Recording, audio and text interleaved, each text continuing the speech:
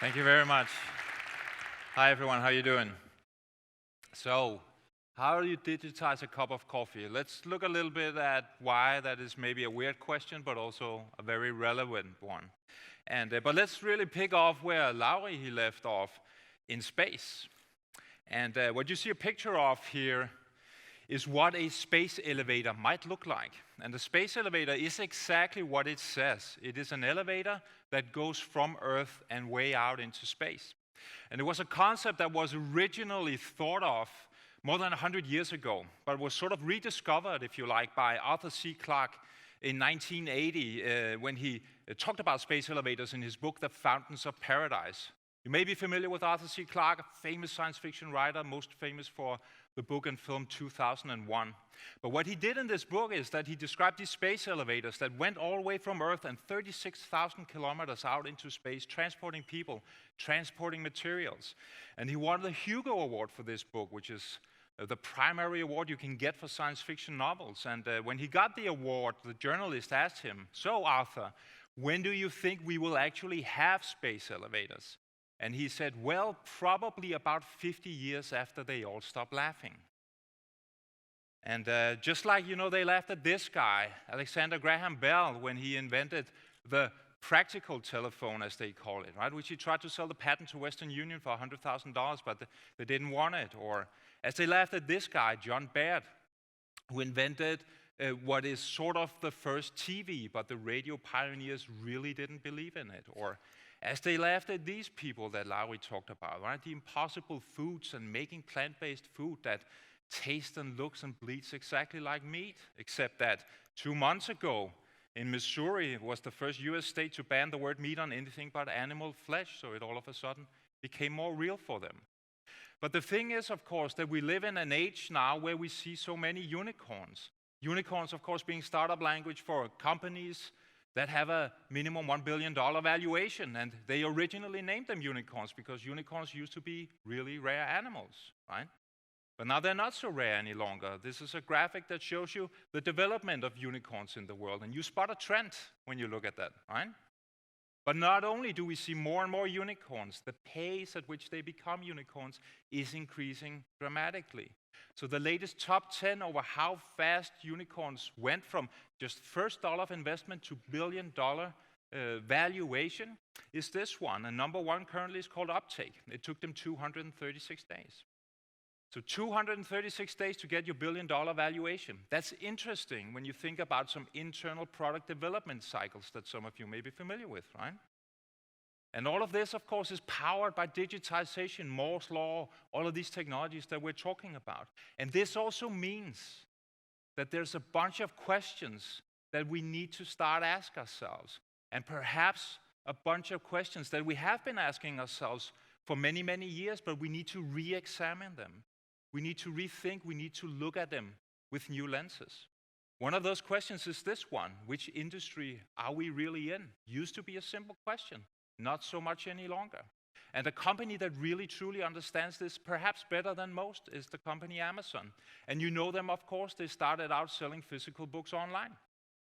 Then around the mid-2000s, they invented the Kindle, the e-book. Now, the Kindle, of course, was designed to disrupt the physical book, which didn't happen. And I'm pretty convinced that the reason it didn't happen was because, well, the customer experience simply wasn't good enough. It had convenience elements, but there's something about the experience. So what we really will disrupt the physical book is, some version of augmented virtual reality that Marcus was speaking about. But nevertheless, it was a huge success for Amazon. And that combined with other digital developments meant that the need for data storage increased dramatically. So they invented Amazon Web Services. Amazon Web Services, originally an internal cloud solution for their own company, but now it's a $17.5 billion revenue stream for them. It is the reason that they have black numbers on the bottom line, which is something they have traditionally not been very interested in, right? This, of course, also meant that now all of this data need huge big data centers. It takes a lot of energy, so they develop Amazon wind farms. They just built a $400 million wind farm in Texas that powers the data centers, but also powers 90,000 private homes. So now they're in that business. And with Amazon, you can easily think of 5, 6, 7, or 8 other mutations, if you like, of the core of what the organization is or used to be. And this is one of my core messages to you here. When we talk about innovation in established large organizations, legacy organizations, if you will need to mutate over time. The core that is you today will need to change and probably might change dramatically, looking 10, 15, 20, 25 years down the road. And we need to start preparing for that already now. Another core question we need to ask ourselves is, who are our competitors? And again, a simple question, once, not so simple any longer. And a way to explore this is to play a quick game called 6 Degrees of Competition. And to illustrate my point here, let's just talk about coffee. Now, this is 400 grams of grounded coffee in a branded bag. It's a Gevalia brand. It could have been any coffee brand. Now, so let's think about this. What is like the first degree of competition for 400 grams of Gevalia in a package here? Any ideas? Just yell them out. Another brand, exactly right. I picked Nescafe. It could have been a bunch of other brands. There are a host of them. What could be a second degree of competition? Tea, exactly. Thank you. All right, if you drink a cup of tea, you don't drink a cup of coffee. What could be a third degree of competition? Did someone say cola? I think I heard cola. I picked Red Bull, right? But more or less the same. So it's cold, it's not hot, but it's loaded with caffeine. To a large extent, it provides the same value. What could be a fourth degree of competition? Sorry, I didn't catch that. Right, yeah, absolutely, could be. And so we could have put that in there, and I didn't do that, so I'm going to give another suggestion, but thank you for adding that. That could be another fourth and fifth degree here. I was thinking about Starbucks, right? Because, of course, if you go to Starbucks and you buy coffee in there, well, then you don't brew your coffee back at home. Now, what could be a fifth degree of competition? Gets a little harder now, right? Autonomous vehicles, thank you very much. I like the way you're thinking. We'll get to that in a little bit, so hold that thought. Before we get to autonomous vehicles, at least in my original thinking, I got to this. This is called a Muse. It's a meditation device. This is how it works. Put it on like this. Then you put on headphones as well. Then there's an app, of course. Now, what this does is that it reads your brain waves. So it can read whether your brain is in beta, alpha, or theta state, meaning how relaxed you are. Now, you have your headphones on, and on your app, you can choose different soundscapes. It can be the beach, it could be the jungle, or the city, or anything.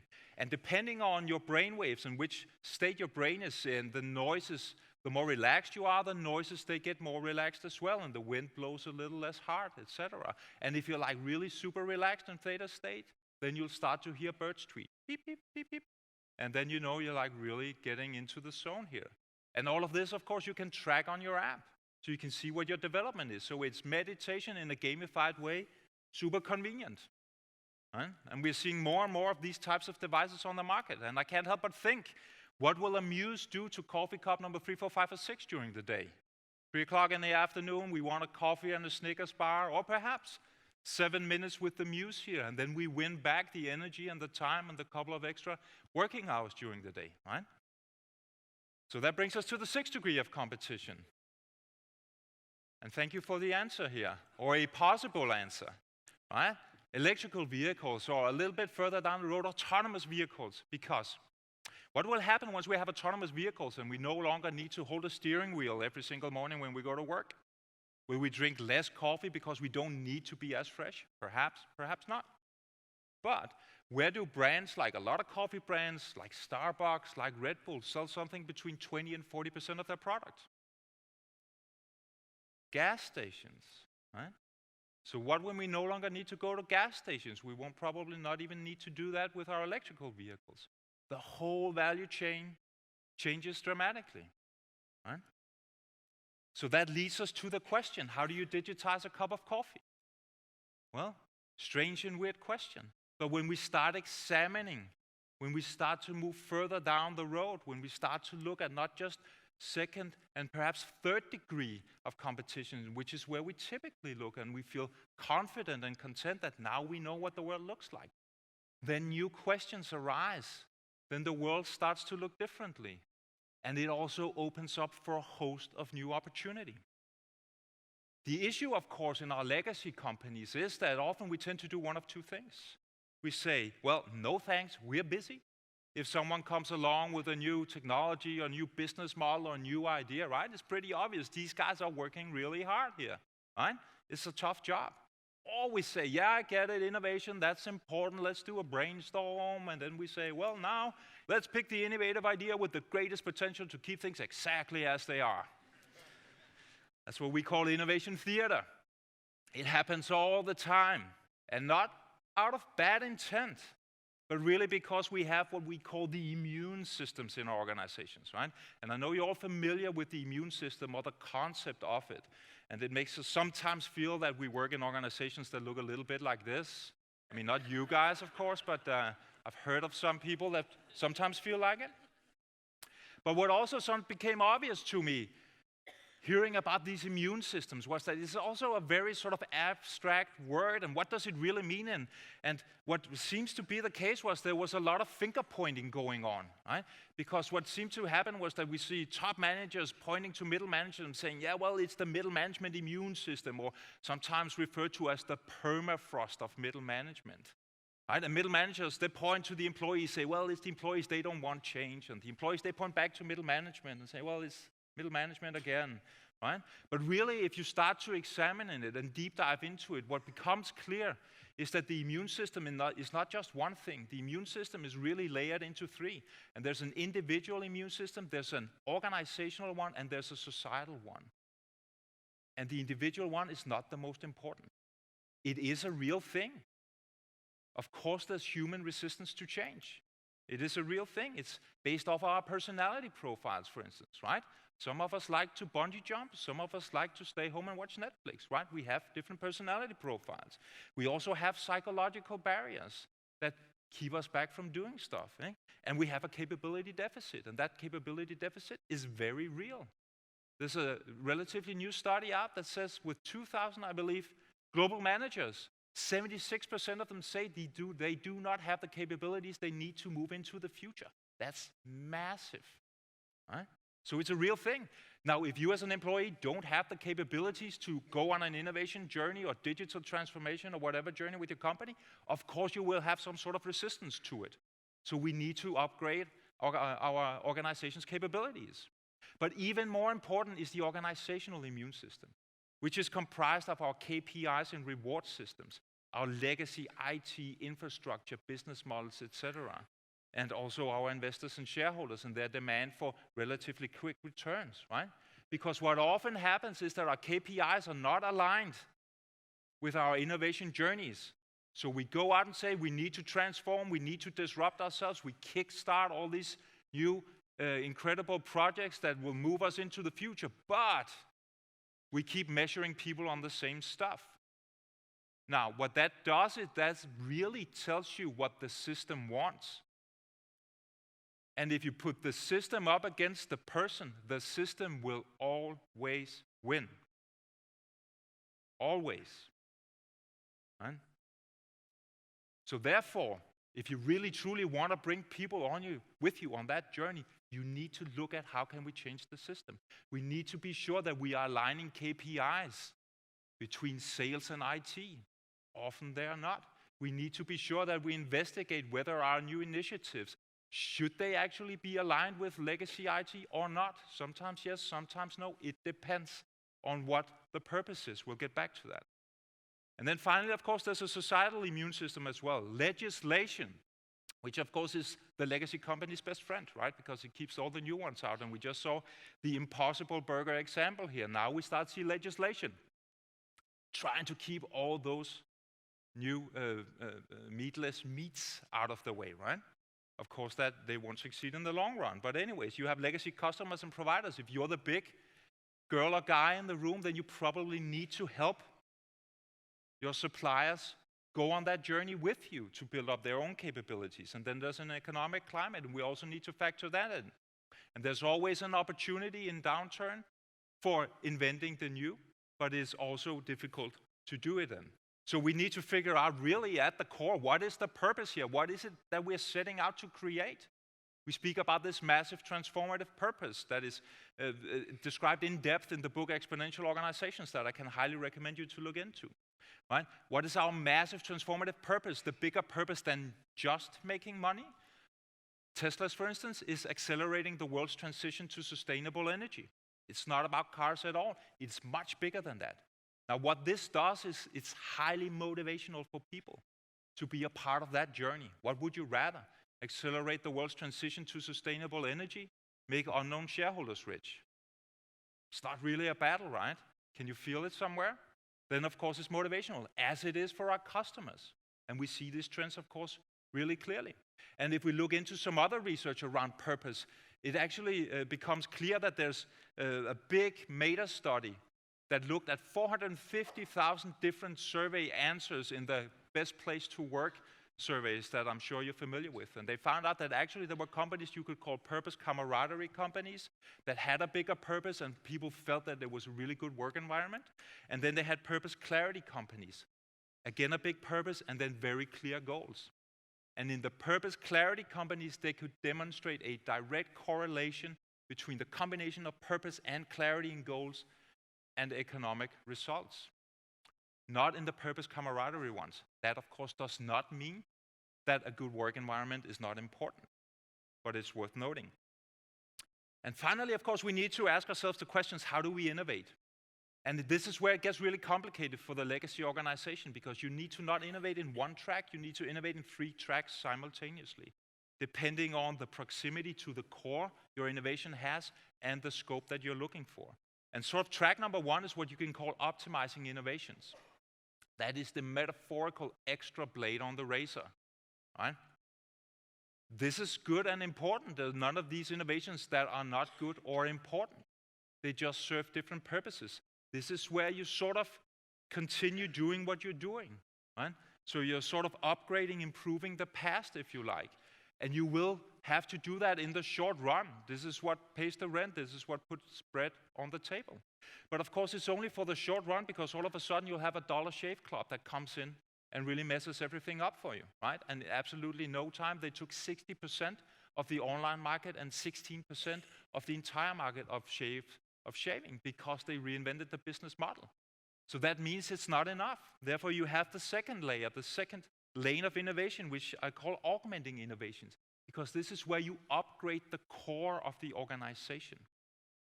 This is where you go from analog to digital, or where you see digital companies saying we need to be mobile first, or now they say we need to be AI first, and pretty soon they may need to be quantum first, who knows? This is a continual journey. It's about upgrading the core of the organization. This is where you're preparing for the future. And we see different companies working, trying to do this. Of course, this is where most of the digital transformation projects, they live. You see companies such as GE, although struggling now with a lot of different issues, but being probably the biggest manufacturing company ever to go digital, building entire digital units. You see it in smaller scale when we see companies now creating these centers of excellence, which is a clever tool to use. It's sort of like a Trojan horse you're building inside the core, where you're learning new skills like AI or automation, etc., and you're building up your capabilities inside this Trojan horse before you then let it out into the organization. Or you see water pump giant Grundfos, which is working at building a digital factory just next to their headquarters, where they're inventing IoT solutions to the water pumps. And the people over there spend 80% of their time in the digital factory and 20% of the time back in the old one, so they can help upgrade the existing core, and they work very closely together. And you see these different tools that are really important to start utilizing in order to upgrade the core of the organization. But even when we see companies do that, it's still very hard. And that's because of culture. And perhaps culture is really the hard problem in this, and less so the technologies. And there's a reason for this. And you can actually explore this reason when you look into a really interesting longitudinal study that was conducted some years ago by a psychologist named George Land. What he did was, he took 2,000 children, and then he followed them over a number of years, and he did research with them when they were 5 years old, 10 years old, and 15 years old. And then he had a control group of 280,000 adults. And what they tested for was what they called divergent thinking. Divergent thinking is the ability to come up with completely original thoughts and ideas based off of some challenge that you get.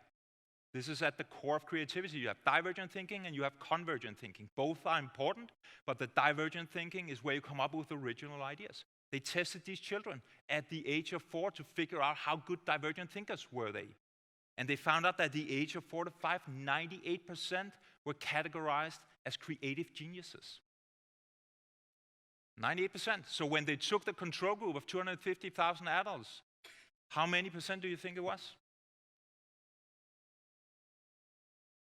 2%? Hurts a little bit, doesn't it? Right? And perhaps even more, I don't know, terrifying in some sense was that at the age of 10, it had already dropped to 32%. At the age of 13 to 15, it was 10%. So what this tells us is that our systems, beginning in our school systems, actually put us inside boxes where we unlearn our creative skills. What it also tells us is that if we can unlearn, we can relearn. And as Thomas talked about yesterday, right? Neuroplasticity, our brains are incredibly capable of adapting and developing. So if we can unlearn, we can also relearn. And we need to relearn. Because what we have is we have these cultures that we could call status quo cultures. Back to the status quo bias that all of us have in our brains. We would rather not lose than win. So therefore, if we are to go upon a journey where we don't know the results, it needs to be a compelling one in order to get us on the road. And Kyle in a minute will talk about one way to do that. But we need to move into cultures and create cultures that are full of incremental innovators, meaning innovators that are comfortable with change within certain boundaries. It's not radical innovators. You need those as well. But you need them for a different type of innovation that we'll get back to in 2 seconds. They're very important for you. But in the core of the organization, you don't want an entire organization full of radical innovators, because that's chaos and anarchy, right? You want to find them and you want to contain them somewhere and surround them with other incremental innovators that can help them. And then they can become really valuable and also thrive in doing what they do well. But in order to create these cultures of innovation, there's a bunch of culture hacks that we need to explore and that we can explore. And there's so many tools out there. And the funny thing is that most of these, they're completely free. It's just about our design. It's just about how we think about it. It's about our scenes, our stages. How do we actually design our workspaces, for instance? It really, really matters. Right? Studies out that if you have different types of settings for working and engaging, it can increase your individual productivity with 10%, group productivity with 7%. Right? Open office landscapes, of course, is the worst idea in the history of mankind. It doesn't work for anything, right? Other than having coffee and light conversation, which is great, and you should also do that, but don't make your people work there, right? At the Google X, their lab, where they come up with really big, crazy ideas, they do this funny thing where they really actually reward people for giving up on projects, for closing them down. Because we have another bias in our brains, that's the sunk cost fallacy. Meaning once we've invested a lot of money or a lot of time or a lot of emotion into something, it's very hard for us to give it up again. They actually make their programmers delete their code when they've built some of their first prototypes. Huh? And that way they incentivize them not to try and hold on to something that isn't good enough, and when they rebuild it, it becomes much, much better. And all of you who have built prototypes, you know that very often once you build them, MVP, that's great, let's launch, and then you have a host of problems. Moving it on to the next level, right? So this is one way of working with it. There's the whole notion of how do we recycle people in our organizations. I had the good fortune of having lunch with an executive from the bank ING a while back, and they built, I think, the first digital bank ever. And I asked him, what were the biggest issues that you faced when doing that? And he said it was jealousy in the old company, in the old part of the company, right? Because they were like, why are you spending all this money on this stuff that I don't understand? And I have to pay for it, but I also have to cut down on my own expenses. It doesn't make any sense. So they recycled people over there to demystify what was going on and to have them learn and to bring them back into the organization. So there's a bunch of these culture hacks, if you like, that we can work with, all of us.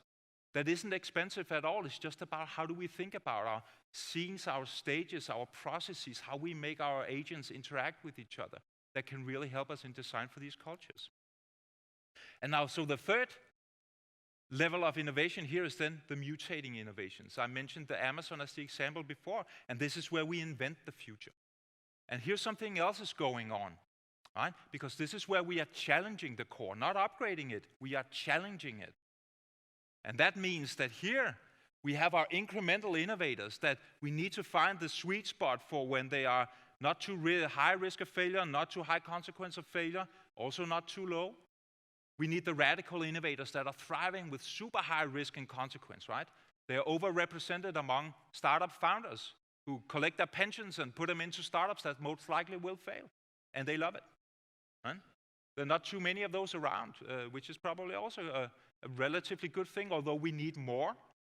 But we need to also work with them in the right way. And the question, of course, becomes also when you're one of the really, really big ones to say, where do you go once you have world domination? Right? And if you take the Amazons and the Googles, etc., they go to other.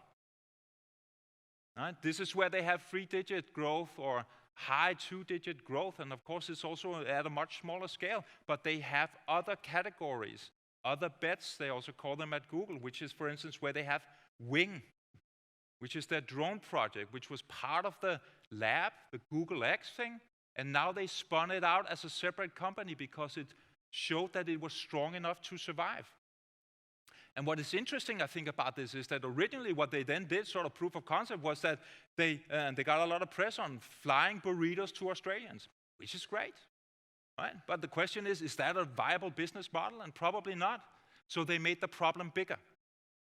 How can we really build a viable product? They made the problem bigger because obviously it's not enough to have drones, and there are loads of drone companies. But what about the entire infrastructure? We need that. So they decided to build out the entire air traffic control system for drone delivery. And that is really now at the core of what they're trying to do, making the problem bigger to make their business more viable. When you see Maersk and IBM go live with now a blockchain trade platform, it's a new company because it's radically different capabilities and technologies and business models than what Maersk is used to doing. So it's easier for them to build a new company away from the old one than to try and do it inside the existing one where it most likely would fail. And finally, we need to think about what you could call radical open innovation.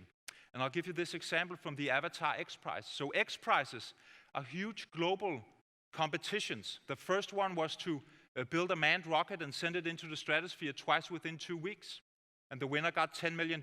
They were bought by Richard Branson. It created Virgin Galactic out of it, and it kickstarted commercial spaceflight. And now there's a bunch of these X Prizes around. Very big problems trying to solve. This is what the Avatar X Prize is about. It's about creating limitless travel by teleporting your consciousness into a physical avatar body that will enable people to instantly be in multiple places at once, literally. That's the job. And there are hundreds of teams right now applying to or working on solving this problem. Right? To me, this is an early prototype. What it may look like is not at all what it's going to be, but you get sort of the idea. There's some VR headsets, there's some gloves with haptics, and there's a physical robot in the other end, right? But to me, the most interesting thing is the sponsor of this. Who do you think is sponsoring? Sorry? Boeing, yeah, that's a good bet. It's ANA, it's Japan's largest airline. So Japan's largest airline right now is making a radical experiment, one of many experiments that they're doing. A radical experiment for a potential future where human beings' preferred means of transportation over longer distances is not flying. The core of what they do today. And if this pans out for them, this may very well be the mutation that will lead ANA into the future, 10, 15, 20 years down the road. But they need to do this experimentation in order to figure it out. And not bet everything on one horse. You need to bet on multiple horses to do it. So in closing, you remember the space elevator, right? Remember Arthur C. Clarke saying, well, we probably will have him 50 years after everybody stops laughing. Well, less than a month ago, a Japanese university and the Japanese space agencies announced that they're now going to test space elevators. It's a very tiny one. 6 centimeters times 3 centimeters. They're going to put out a wire between 2 mini satellites and see if they can make it work. But if they can, they will have proof of concept. They will have proven that we can build space elevators. So I guess it's time that we stop laughing and start cracking on this. And in a second, I'll give the word to Carl, who'll tell you a lot about also how he's been doing that. Thank you very much for your time.